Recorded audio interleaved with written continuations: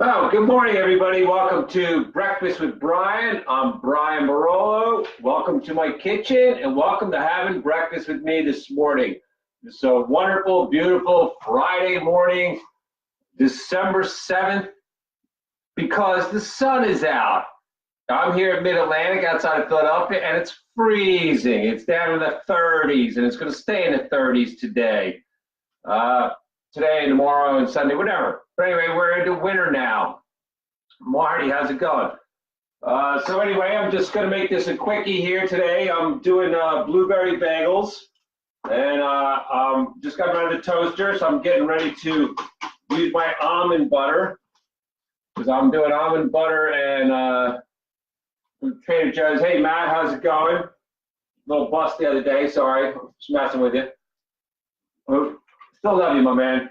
Well, anyway, I'm doing raw almond butter on blueberry bagels, all from Trader Joe's.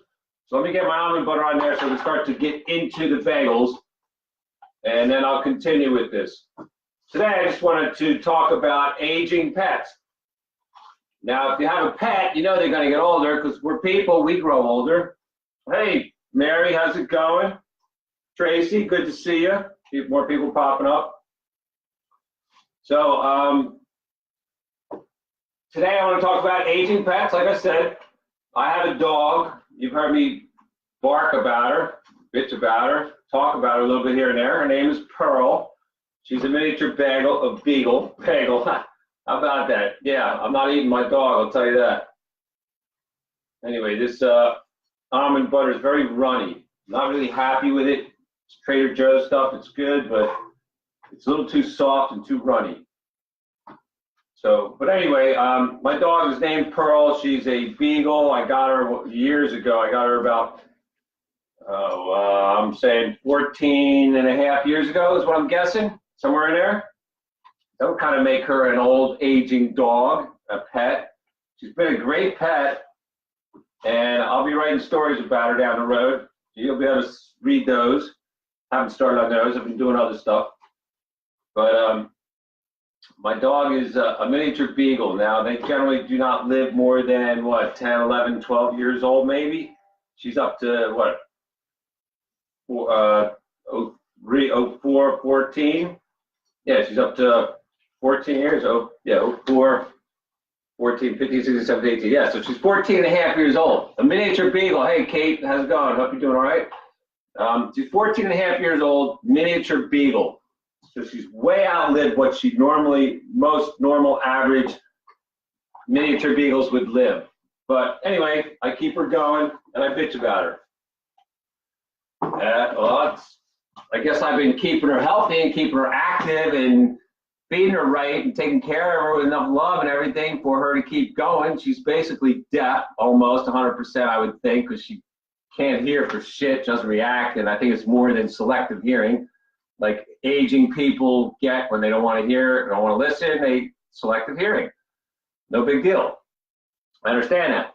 I think her sight's starting to go because she doesn't come right up, because she sits back until she can actually see light and stuff, and then she'll come forth, like when I try to get her to go out the front door to go out and go potty. So I noticed that too. So hearing loss big time, eyesight is starting to go. I know she's really old in her joints and all that, whatever. So what do you do with an aging dog? How long do you let the dog age for? Okay, I'm going to get into this in a minute. Let me get my breakfast completely ready. Today, okay, my bagels are almond buttered and ready to go. I don't want them to get too cold. So today's juice, I'm doing original V8. It's a vegetable juice. It's awesome. I really like it. I do it every once in a while. I can only do so much. My stomach can only handle so much.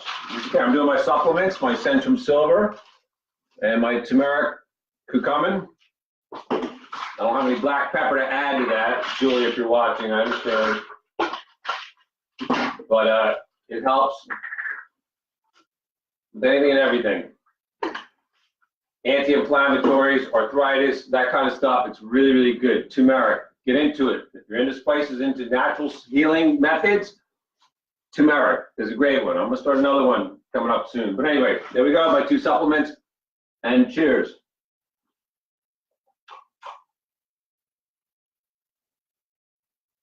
Ah, that was so good. Normally I start my morning with water, but I did drink some water earlier. Let me go get my glass. I left it in here. So I do have my cup of water that I did drink. I did drink some water when I came downstairs before I even got all this ready. Okay, so there you go. And then with this, I'm going to also have some fruit. I cleaned up some strawberries and blueberries, a couple of little clementine oranges. I have a banana. I have some grapes, a little bit of pineapple. So I'm going to put make a little bit of fruit, like a little fruit bowl instead of making the fruit, because I don't like mixing the fruit juice with V8. So there's my breakfast, my supplements, my V8, my bagels with almond butter, and my fruit. And there you go. Okay, I'm talking about aging pets. My question is, when do you put your dog down? When do you take your dog and put her to sleep for good? It's a heartfelt thing. It really sucks. I remember when I was younger, I was, I don't know, junior, senior in high school, I think. And my childhood dog, well, it wasn't quite childhood dog, but the dog that we had back then was my family before I moved out of the house and went to college and all that, through high school, grade school and high school. While I was down here in Philadelphia, it was a black Labrador retriever. Big dog, named Ajax, great, we loved him. It was awesome. And I remember the day my dad said, okay, here's a donation, take Ajax to the SPCA and put her to sleep. It's a heartfelt moment. How come it had to be me? I mean, I'm one of 6 kids, and living in the house at the time, there was at least 3 of us. But it is what it is. I was chosen, and I went and did it, okay? I felt bad. I took the dog in. I clearly remember it, and going up to the dog and giving her a nice hug and all that, and, you know, wishing her well, but, you know, saying my goodbye. And I had to turn the dog over, gave a donation, and they put the dog to sleep. She was older, she was not doing as well, her joints were going bad, she had a really bad stomach because we used to keep her in the garage and keep the door open this much, and she would go underneath it and scrape her belly, and she did that for years because she was a bigger dog. My parents wanted to keep the garage locked at a certain level, so it is what it is, doesn't matter. But anyway, I had to take the dog and put her down. So now I have my Beagle, Pearl, and I bitched the other day about her pissing on the floor. Okay, well, I had to inconvenience myself and change my schedule. This is where I'm bringing up this aging pets. When do you call it? When do you say you're done with the pet? When do you cut it off? When do you put the pets down? When do you turn them in, give them over? You know, people take rescue pets, people take older pets from the SPCA until they die. So I'm not quite sure what to do here. Because my Pearl, my dog, I had her since she was a puppy. I had her when she was, I don't know, 8 weeks old maybe. I got her, and we've had a great life together and a long life. It's been what, 14 and a half years now. That's a long time especially for a miniature beagle. So I did something right. She's still healthy enough to go for a walk every morning with me, and her tail's up, and she's strutting along like there's nothing wrong. But the rest of the day when I come in the house, she does nothing. She sleeps, she snores. Okay, no problem. She's older. She doesn't want to eat her dry food. She only wants meat, which I'll give her tastings of leftover fat and, you know, bits of meat that I have left over from dinner. I'll mix it in with her dry food. Hey, Zeus, is it going? And that way she'll eat a little bit more of the dry food because it's got the flavoring of the leftover fat and meat from whatever it is I had. You know, it depends. I had a pork chop the other night, and I took all the fat, cut it all up into tiny little bits, and I mixed it in with her food, and she loved it. It was great. So then she goes and, you know, whatever, she eats and sleeps. Okay, that's awesome. She doesn't really do anything else. She's really old. Now the problem I had, and I said about it the other day, I was talking about it, was dog piss. Okay, I really, really despise waking up in my bed and smelling dog piss. It's the worst. Okay, so what I have to do, I had to inconvenience myself and change my schedule in order to reassure that I didn't have to wake up to the smell of dog piss. Be careful when I come down the steps, make sure I don't step in it, and then go get rags and paper towels and soak it all up and get rid of it, and then go get the mop and the soap and mop my floors. And I'm doing this every morning at 5:30, 6 o'clock in the morning. Come on, usually you get up and start getting your life together to go on with your life. So I don't know, this is becoming more of an inconvenience. I'm having to reschedule my schedule. I also had to stay up later last night. I put her out last night, made her go out, I think it was 11:15, 11:20 last night. I forced her to go out to go potty so that she wouldn't do it this morning. But just to be double safe, I was also up at 5 o'clock in the morning, or a little bit after, and I got her out at 5:30 in the morning. It's weird. It's like when I went out at 11:20 last night, it was safe. So, but anyway, as soon as I came down and I walked in the kitchen and she heard my thumpings because of vibration, she popped her head up. Oh, okay, great. Let's go. Come on, let's go. And not much hesitancy.